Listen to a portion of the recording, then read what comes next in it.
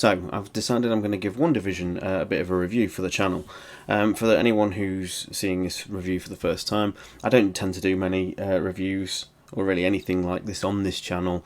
I don't have a studio or anything like that, so please forgive the rather crude nature of the setup. But I've toyed with doing reviews in the past, and I've kind of done little 2-minute reviews a couple of times, and with WandaVision now finished airing, all 9 episodes are available on Disney Plus. Now feels like a really nice time to sort of maybe just talk a little bit about it and about what I thought. So a couple of disclaimers to get out of the way. I'm heavily into, let's say, the Marvel machine. So the show was always going to work on some kind of level for me. I love all the MCU pretty much, with only a couple of exceptions, and even then I still find them watchable. I really liked Agents of S.H.I.E.L.D. I'm a bit up and down on like the Netflix shows. Really ranging from really loving them at their best to despising them when they're at the worst. And I may do another video on Marvel's time with Netflix, because I think that's actually a rather fascinating thing to look at as well. So it's safe to say that WandaVision was always going to work to some capacity for me, and I'll confess, before certainly Pietro and Wanda were introduced to the Marvel Cinematic Universe, I wasn't aware of them too much. My main love for Marvel came from the X-Men, and it's only through Kevin Feige's Marvel Studios that I've started to fall in love with the larger universe, and I've sought that out and done a lot of research into the comics and things since then. So my love's deepened even more so with the Marvel Cinematic Universe. So yeah, this is probably tinged with a little bias, but I'll try and be as fair as I can.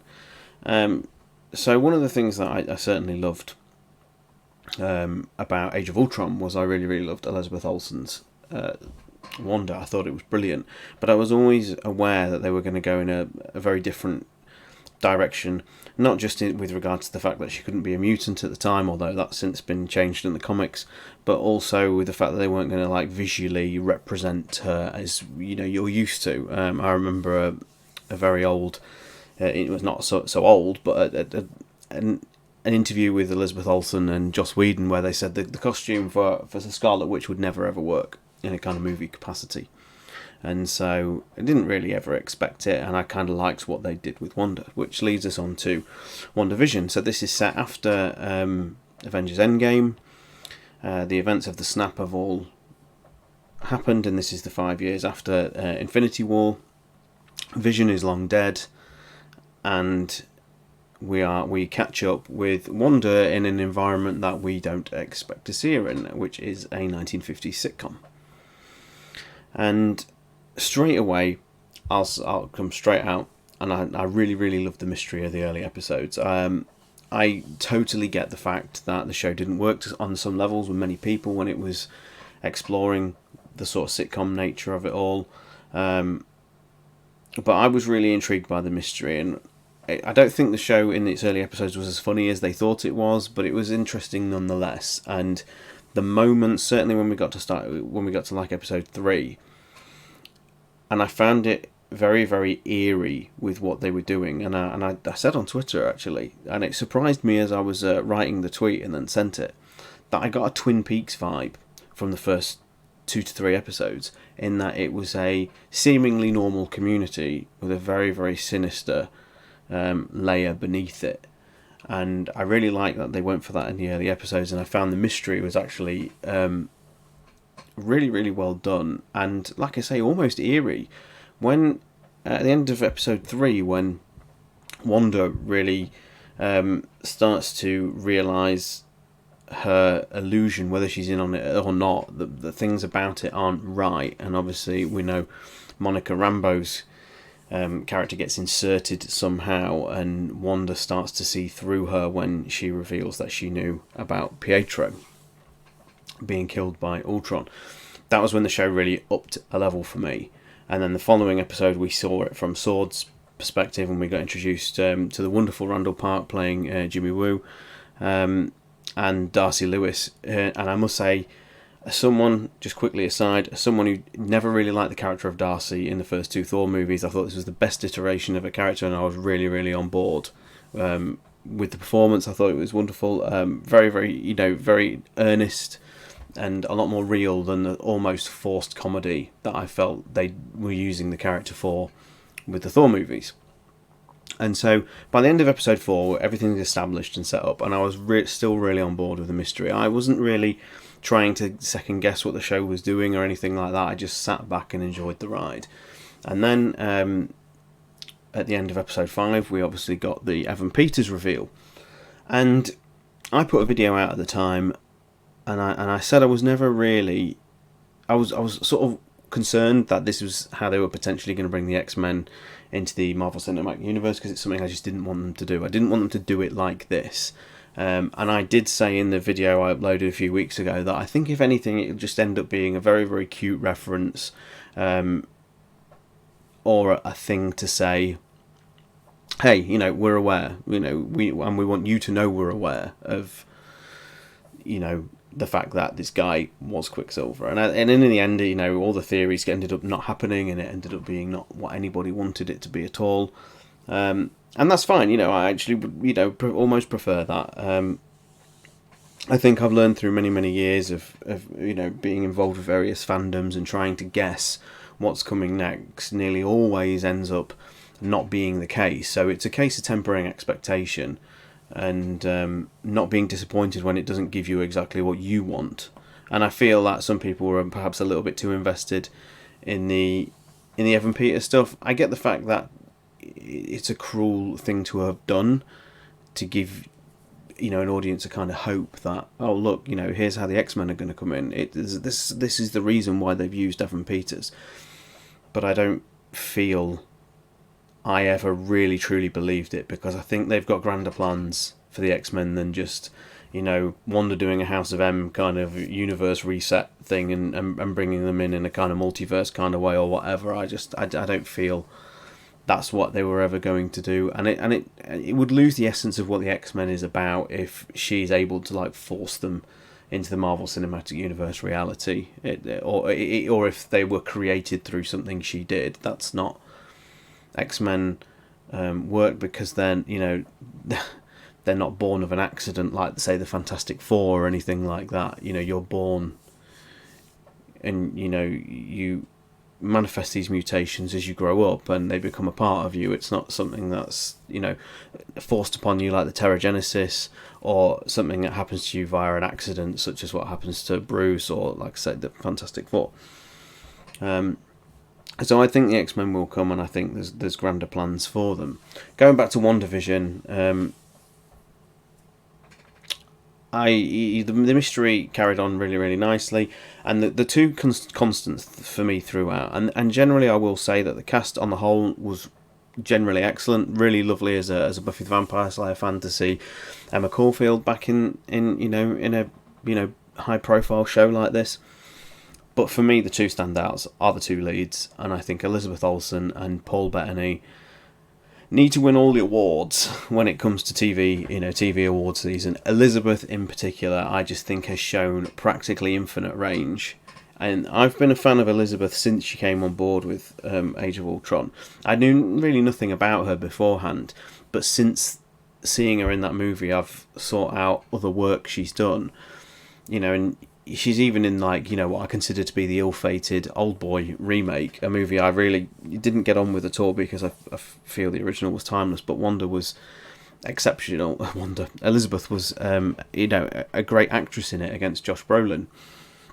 In this, I think she's finally been allowed to show off the range that I felt she's been capable of, but never really been able to flex certainly in the Marvel Cinematic Universe. And I think if there's any question or doubt whether Elizabeth Olsen was a great actress, by the end of WandaVision, I think everybody will be on the same page, I hope, because she gets to go through so many places and so many avenues.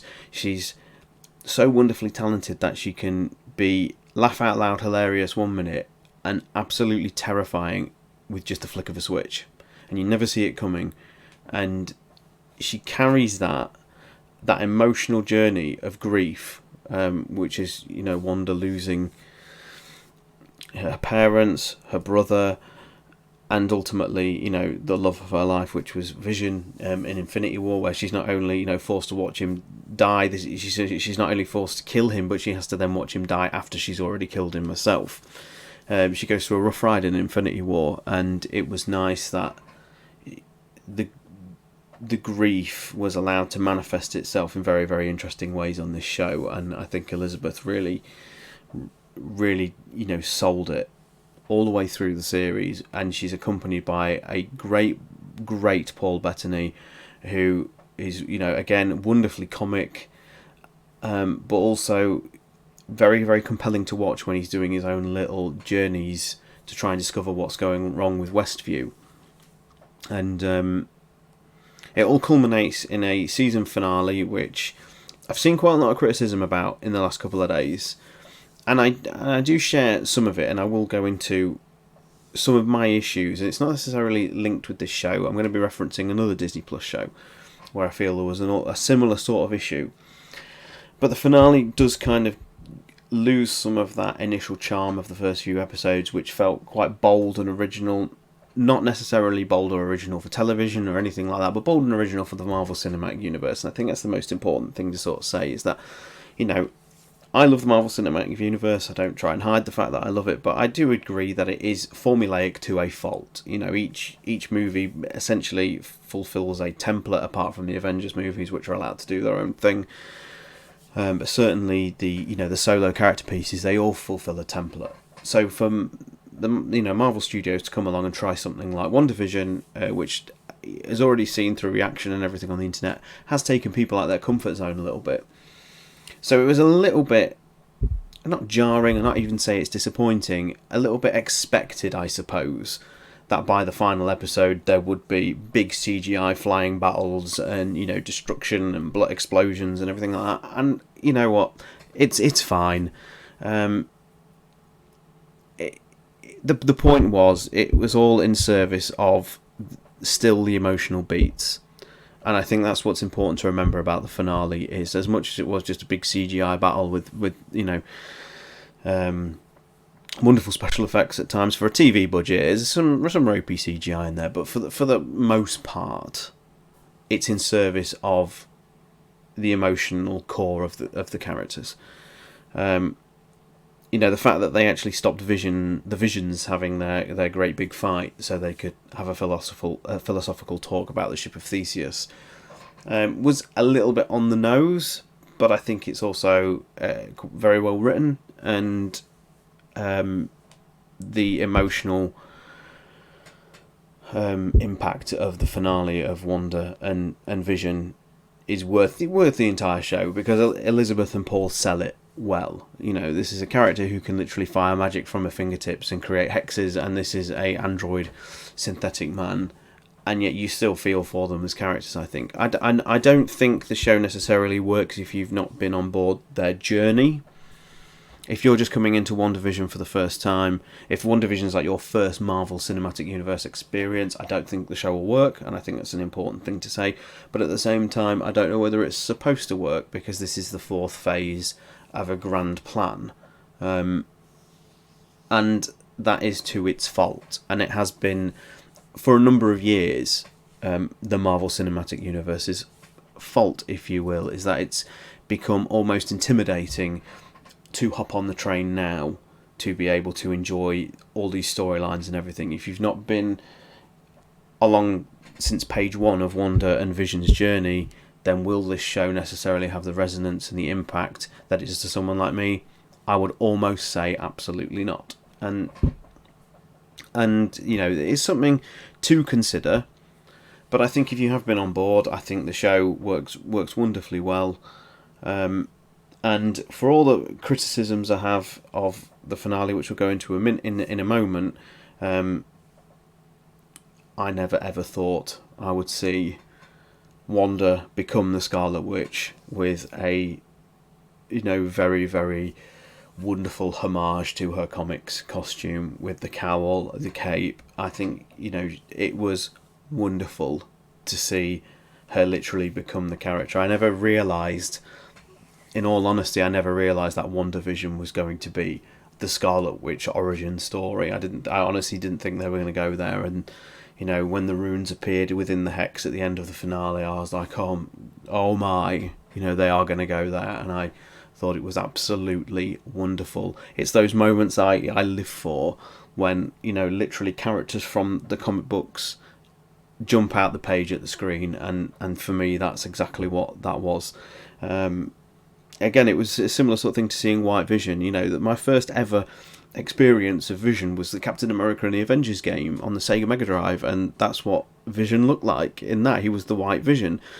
So when they introduced him in the Marvel Cinematic Universe, it was, this is the Vision from the comics that I'm not as familiar with. And so now we've got White Vision, and obviously that's a fascinating thing with what you assume to be his Vision's memories being uploaded into the new, more robotic Vision, and then he shoots off through the window, and and we'll no doubt see them again at some point. The post-credits stinger with Wanda basically separating herself into her sort of celestial form and physical form, and the celestial form is, or the astral form is looking at the Darkhold, which I don't think is the same Darkhold from Agents of S.H.I.E.L.D. So I think they need to be very, very clear if Agents of S.H.I.E.L.D. has been kind of pushed to non-canon status, whether it was ever really canon in the first place. It could do with clarifying aspects of that. So for the most part, I thought the show was wonderful, and I was really, really pleased with where they went with it. And I think it's a treat for Marvel Cinematic Universe fans, less if you're not a Marvel Cinematic Universe fan. But I still think there was maybe enough in those early episodes when it was doing the more sitcom, more of the mystery, to even pull a few people along who maybe aren't as invested as I am. The main criticism I've got, and it mainly surrounds the finale of both this and, bizarrely, The Mandalorian Season 2 finale, which both Disney Plus shows, and I think it is a concern I do have for how Disney and the Lucasfilm and Marvel Studios are approaching these Disney Plus shows. When a TV show airs on, or used to air historically on TV networks of old, you'd have to establish yourself an audience quite quickly.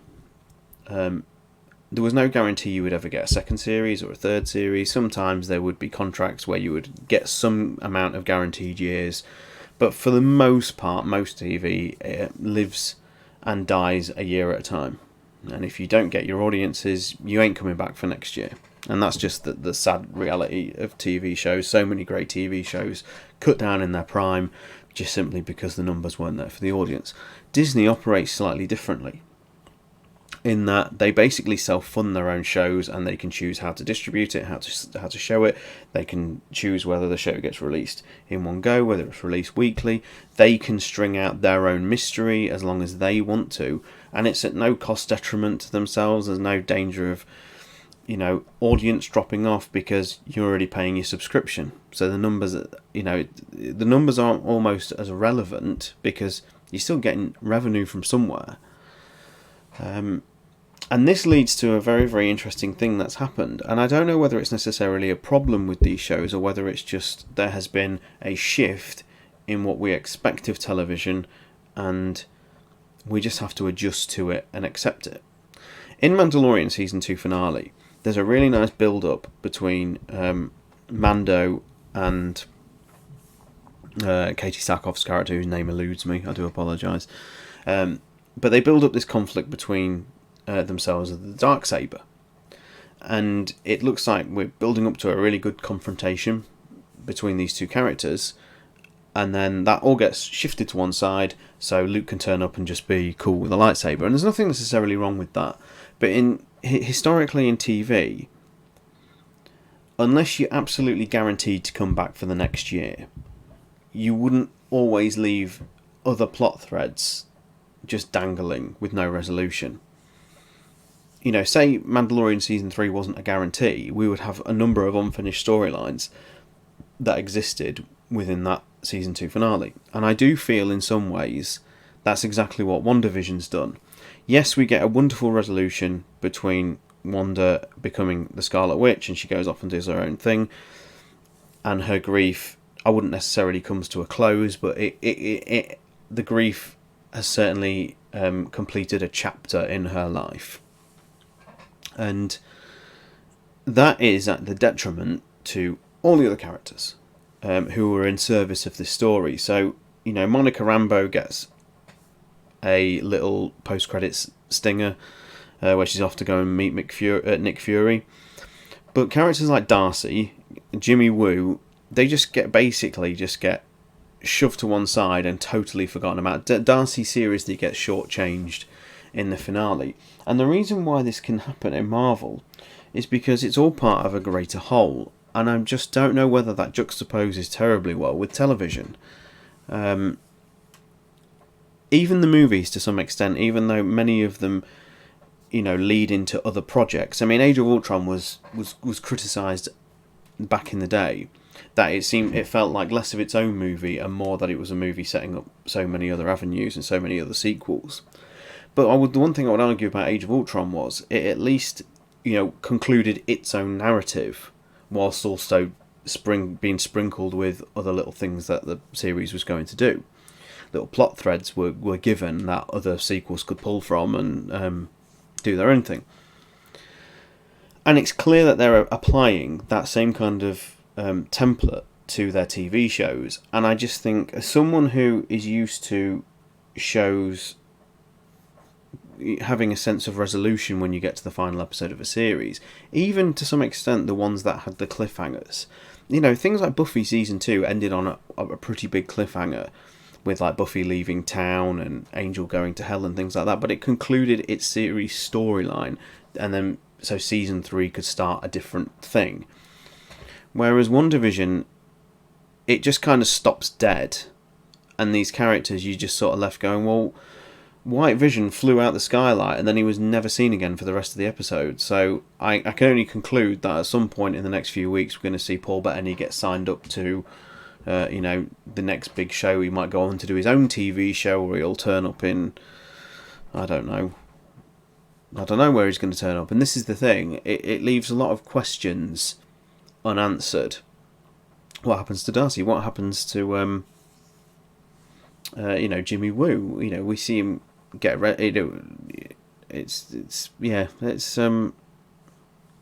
not sure whether it's, like I say, it's a problem, or whether it's just something we have to adjust to in this realm of, Disney being able to basically self-fund themselves. We've got Loki season 2 already greenlit. I think it's going to start filming soon, before season 1's even aired. So Disney don't necessarily need the audience figures, because they can just say, we just need another series to complete this story. The fact that they've not announced WandaVision season 2 makes me think that this is going to directly lead into other projects, and the characters will turn up elsewhere. We know that Elizabeth Olsen has been shooting Doctor Strange in the Multiverse of Madness, and I sincerely think she's going to be the villain of that movie. And I think she's going to get up to some pretty bad things. So yeah, it's just a bit of something to puzzle on about Disney Plus's format for TV shows, and it's something that I want to talk a bit more of in another video. And yeah, so that was really just my 25-minute ramble. I'm looking at the time. I was aiming for about 10 minutes, but typically this would always be the case. I'll try and, if I do more of these, I'll certainly condense them and cut them down a little bit. But I hope you enjoyed my thoughts of WandaVision. I'd love to know what some of you guys think. For me, it was a show that worked out, and if I was rating it, I tend to rate TV shows out of 5. I would give this a solid 4 out of 5. I think some of the criticisms with regard to, the emotional impact not hitting as hard, because if I've not been along for the journey, I get it, I totally understand it, and I do feel that it did abandon certain characters in the finale. These such minor nitpicks for me, because the show ultimately delivered, and I think for Marvel Studios' first proper TV show, because this is the first proper Marvel Studios TV show. I think it was an absolute success, and I really look forward to seeing Falcon and the Winter Soldier, because that just looks like a movie. So yeah, so it's a very promising start to Phase 4, a phase which I think will continually pull people out of their comfort zones.